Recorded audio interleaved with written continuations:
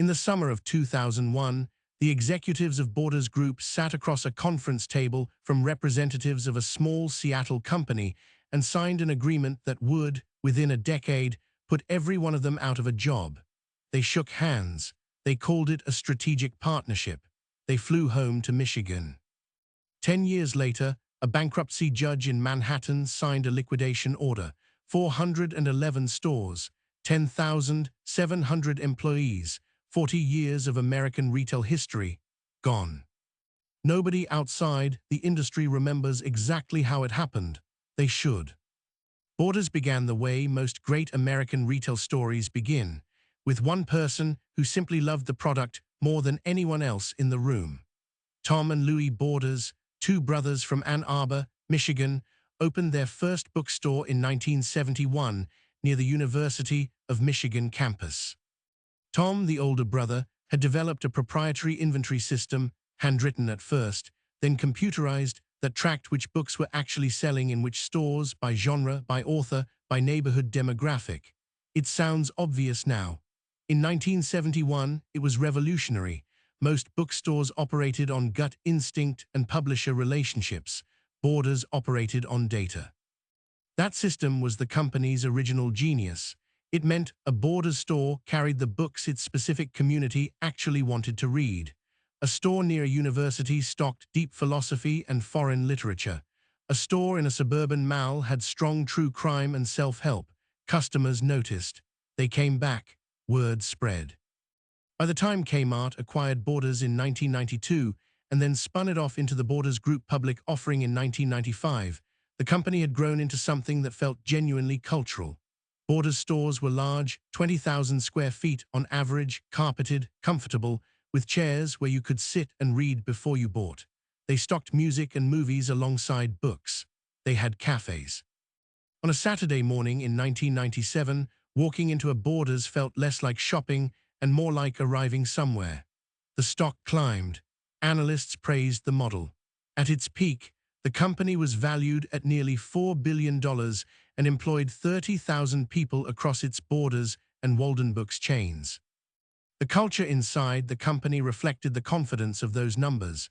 Borders was a place that believed in physical retail the way its customers believed in physical books, with a faith that felt, at the time, entirely reasonable. Smell the pages, own the object, build the shelf. These weren't just marketing slogans.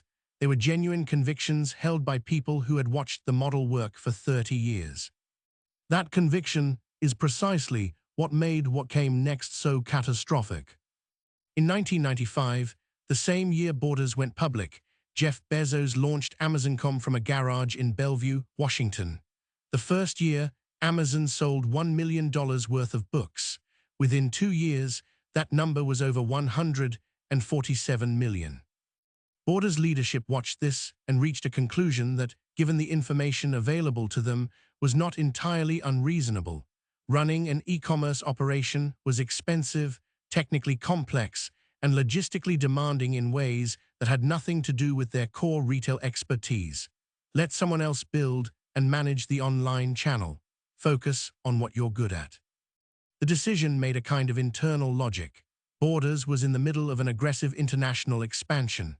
It had stores opening in the United Kingdom, Australia, New Zealand, Singapore. Capital was committed. Bandwidth, human and financial, was stretched. And the internet retail market in 2001 was still small enough that it was genuinely possible to look at the numbers and conclude it wasn't worth the distraction. So in 2001, Borders signed an agreement making Amazon the exclusive operator of Borders.com.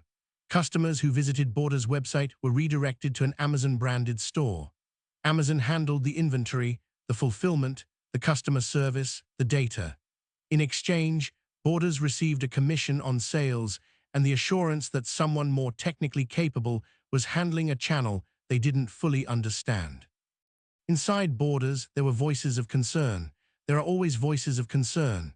The details of those internal debates are not fully public, but the structural logic of what would have been argued against the deal is not hard to reconstruct. Whoever you were in that building, if you understood what Amazon was actually building, not a bookstore but an infrastructure, a logistics network, a customer database, you could see what this agreement was. it was an apprenticeship. Borders was teaching Amazon how to serve Borders' own customers, and then handing Amazon those customers' contact information, their purchase histories, their preferences. Every book a Borders customer ordered through Borders.com was a data point in Amazon's growing model of who buys what, when, and why. The people who understood this were likely overruled by the people who understood the spreadsheet. The commission revenue was real. The cost savings were real. The strategic danger was abstract and, more importantly, years away. In the short term, the deal looked like smart capital allocation. In the long term, it was the single most consequential act of competitive self-harm in American retail history. The chain reaction that followed was not instantaneous. It never is. Between 2001 and 2006, Borders continued to operate with the confidence of a company that didn't yet know it was already losing. The physical stores were still profitable. Mall traffic was still high. Music and DVD sales, a significant part of Borders' revenue mix, were still robust. The problems were growing, but they were growing in places Borders wasn't looking. Amazon, meanwhile, was looking everywhere. The data flowing through the Borders.com partnership was one input among many into a machine that Amazon was building with frightening coherence. By 2002, Amazon had expanded beyond books into electronics, toys, and home goods.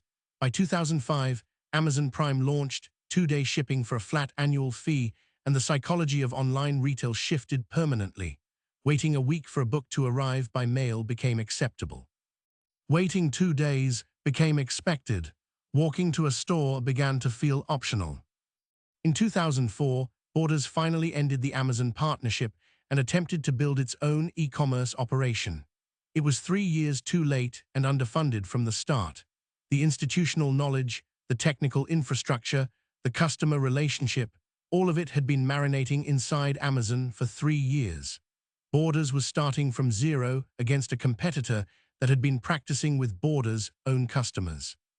The music and DVD business, which had been subsidizing the book division's margins for years, collapsed faster than anyone anticipated. iTunes launched in 2003. The CD was dead within a decade. Borders had built significant floor space around physical music retail. That space became a liability almost overnight, and converting it or contracting the leases was expensive and slow. By 2006, the numbers that had looked manageable began looking alarming. Comparable store sales were declining. The company was carrying significant debt from its international expansion. A private equity attempt to take the company private fell apart. Ron Marshall became CEO in 2006 and was replaced by George Jones in 2006 as well, a leadership instability that told its own story about the board's mounting panic. The company contracted. International stores were sold. The Walden Books chain, once a standalone empire of its own, was steadily closed. The flagship Borders stores tried to reinvent themselves, adding more gift merchandise, more toys, more of everything except the thing that was actually killing them, which was the absence of a coherent digital strategy. The cafe seating that had once felt like an invitation now felt like a desperate attempt to give people a reason to stay. Between 2007 and 2010, Borders lost a combined total exceeding $1 billion. The company drew down its credit facilities. Vendors, sensing the trajectory, began demanding faster payment. Some refused to ship at all without cash up front. A bookstore that can't reliably stock shelves is not a bookstore. It's a room.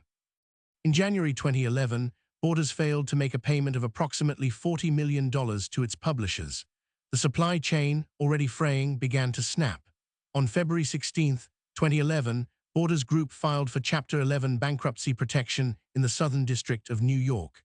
The filing listed assets of $1.2 billion against liabilities of $1.3 billion. The math was simple and brutal.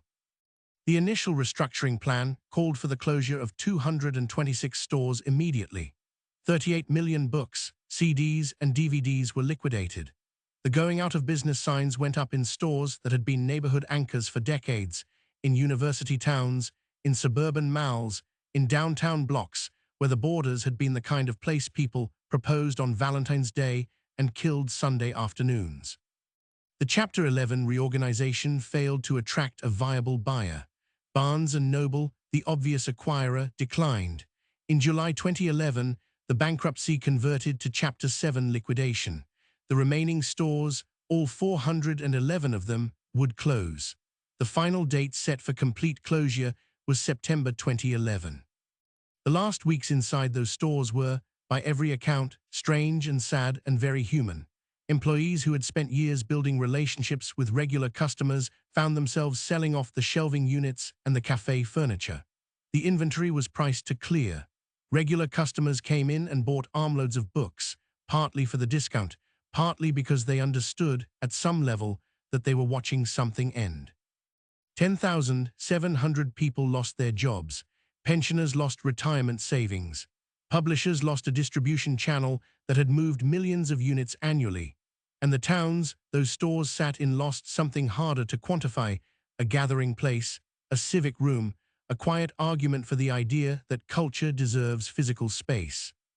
The lesson that most retrospectives draw from the Borders' collapse is the obvious one: they didn't adapt to digital. That framing is true but incomplete, and its incompleteness is where the real lesson lives. Borders did not fail because they were oblivious to digital commerce. They knew Amazon existed. They tracked it. They thought about it. They made a deliberate, considered decision about how to respond, and that decision was shaped by a trap that successful organizations fall into with remarkable consistency. They optimized for what they were good at, and they outsourced the thing they didn't understand to the person they should have feared most. The structural psychology at work here has a name in organizational theory: core competency myopia. You become so confident in the capabilities that made you successful that you unconsciously treat everything outside them as someone else's problem.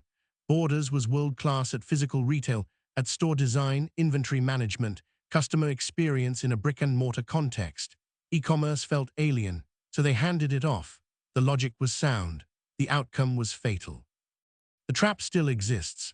It exists in every organization that is currently outsourcing a function to a vendor who is learning, through that relationship, how to replace them. It exists in every boardroom where the abstract long-term threat loses the argument to the concrete short-term saving. It exists whenever a company looks at a new competitor and concludes, not that they need to understand them, but that they need to avoid them. The question worth sitting with is not why Borders failed.